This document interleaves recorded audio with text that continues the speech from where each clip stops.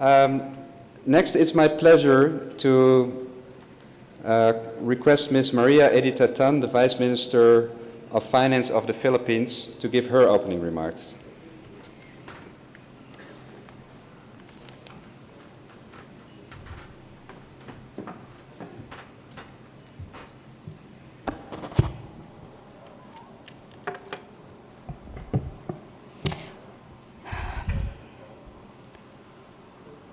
To the Ministry of Environment and Natural Resources of Mexico, the Secretariat of Environment and Natural Resources of Mexico, distinguished guests and resource persons, our BIOFIN team, ladies and gentlemen, good morning, buenos dias.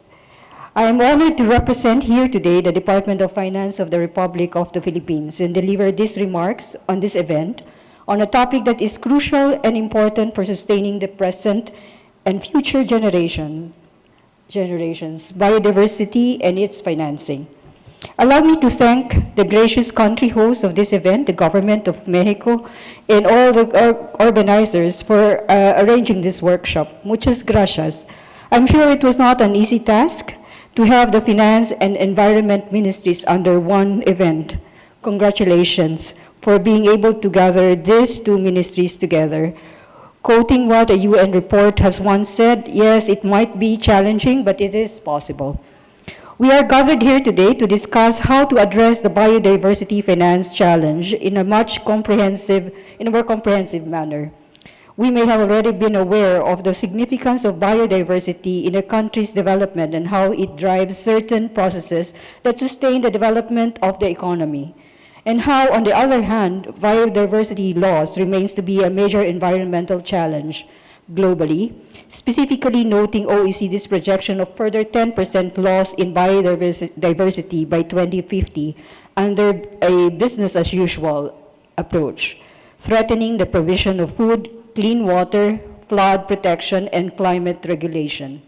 With this, the need to craft a plan citing investment requirements, pipeline or bankable projects, and possible innovative financing with highlights on the key roles of private sectors would be beneficial for us to consider. I understand that there is a session on making a business case, and I thoroughly welcome this. I think it is very important to translate visions and projects that we have into implementable ones. Anyway, in the case of the Philippines, the BIOFIN team of our Department of Environment and Natural Resources has completed a study on the estimated cost of implementing the proposed Philippine Biodiversity Strategy and Action Plan from 2015 to 2028 and possible financing needs, which currently stands at 334 billion pesos or $7.4 billion. Or up to $8.6 billion. Under the same study, the team has identified resources mobilization opportunities from existing domestic resources allowed under the law. Other sources such as official development assistance and private sector are also possible resources to support the biodiversity investments.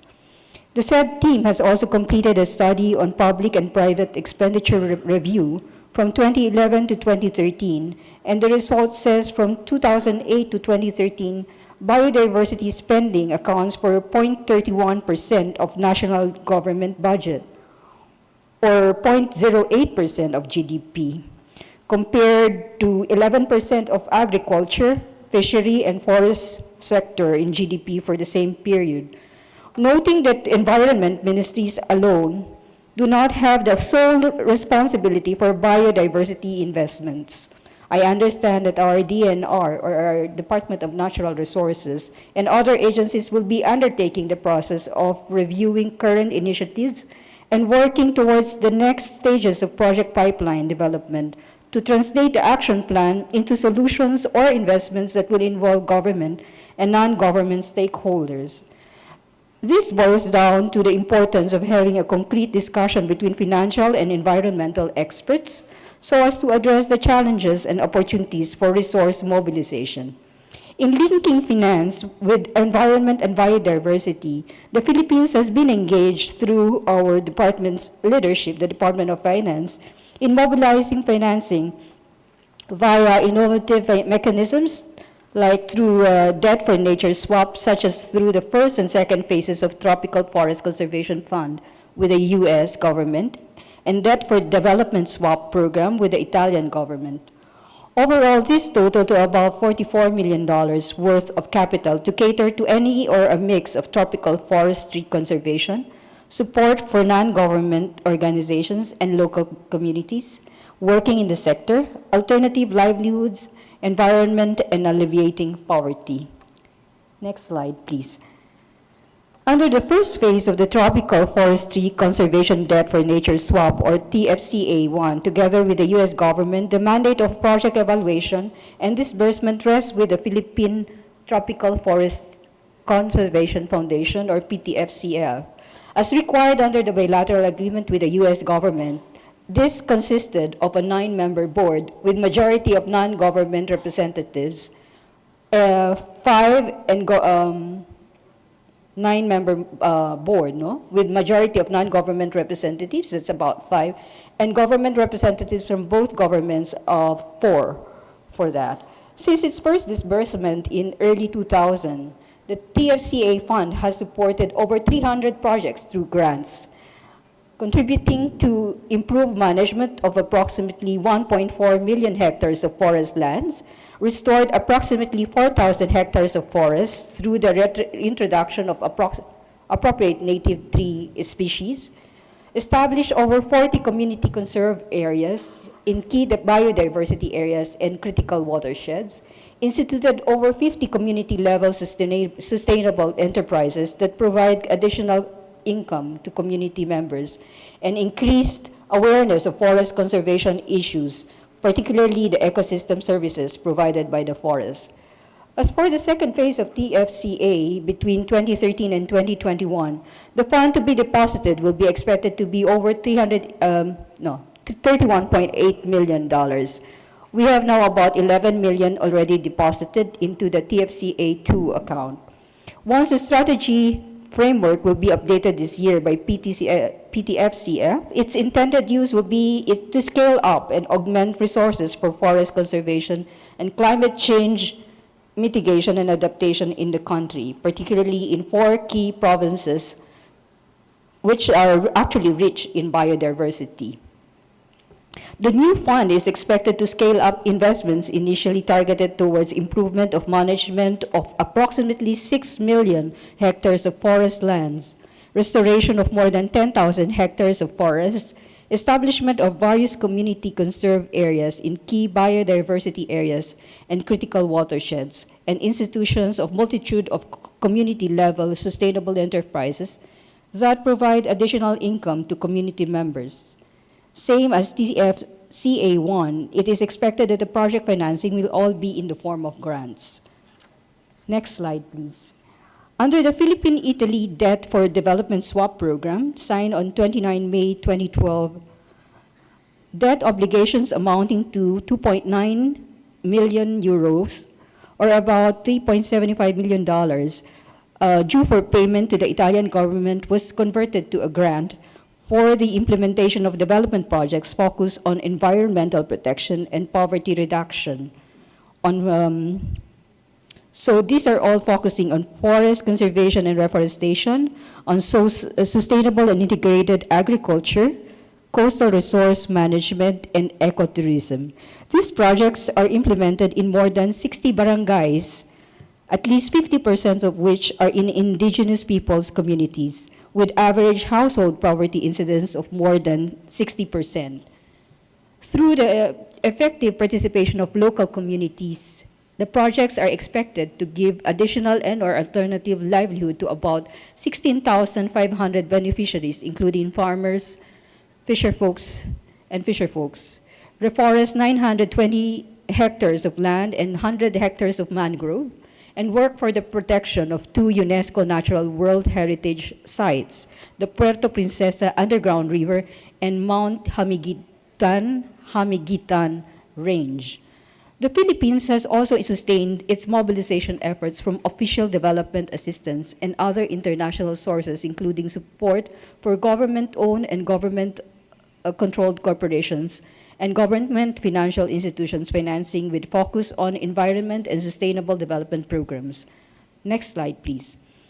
Our department, the Department of Finance, has also engaged itself with funding mechanisms created under laws that directly or indirectly address or contribute to biodiversity protection and conservation. An example of which is the People's Survival Fund with 1 billion peso, or about $22 million appropriated annually to finance climate change adaptation programs and projects. Chaired by the Secretary of Finance, its board membership includes the academe, private sector, non-governmental, and civil society, and the government.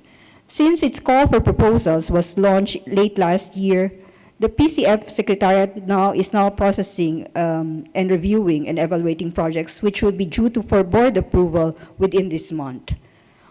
On to the next, please. And late last year, Philippines, as chair of the V20, or the Vulnerable 20 Group of Ministers of Finance, has launched the V20. This was, which may possibly integrate focus on using climate action to address biodiversity through, for instance, ecosystem-based adaptation mechanisms. And we may possibly explore collaborations and opportunities for climate and environment to work together. The V20 mechanism is one possible scheme to integrate discussions of vulnerability and sustainable development, given that both are being supported under the UNDP system. The V20 has been providing avenue for possible climate actions which are naturally linked to solutions addressing biodiversity issues. In particular, the possible joint initiatives, collaboration and exploration between the BIOFIN and the V20, both being supported and funded by the UNDP, may be instrumental in coming up with concrete courses of action such as ecosystem-based adaptation mechanisms. This week in Washington, D.C., the group, V20, will welcome an addition of 23 members into its existing 20 members. Among the V20 and its incoming members, 4 countries, the Philippines, Madagascar, the Democratic Republic of Congo, and Papua New Guinea, are among the 17 mega-diverse countries.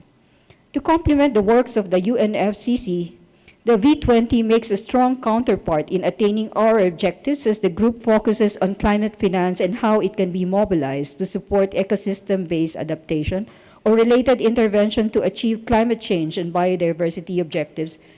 And in particular, the V20 is open to partnerships and support for specific objectives as follows: research on possible innovative financing mechanism to fund climate actions such as carbon tax, airline tax, financial transaction tax, tax on environmentally harmful products, among others. Second, assess financial status and capacities of V20 countries to determine climate finance opportunities.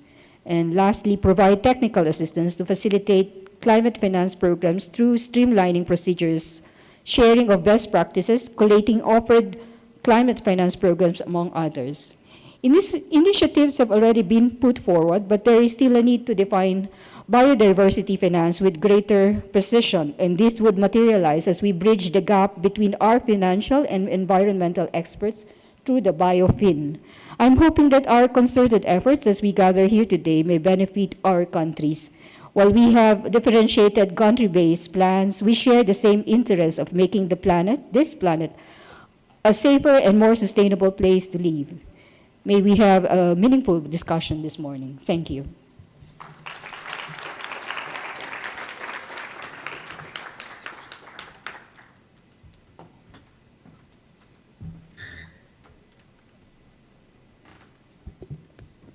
Thank you very much, and also for your leadership of BIOFIN in the Philippines, which is always one of our most active and successful countries. Whenever we have to give an example of something good being done, we often have to quote the Philippines.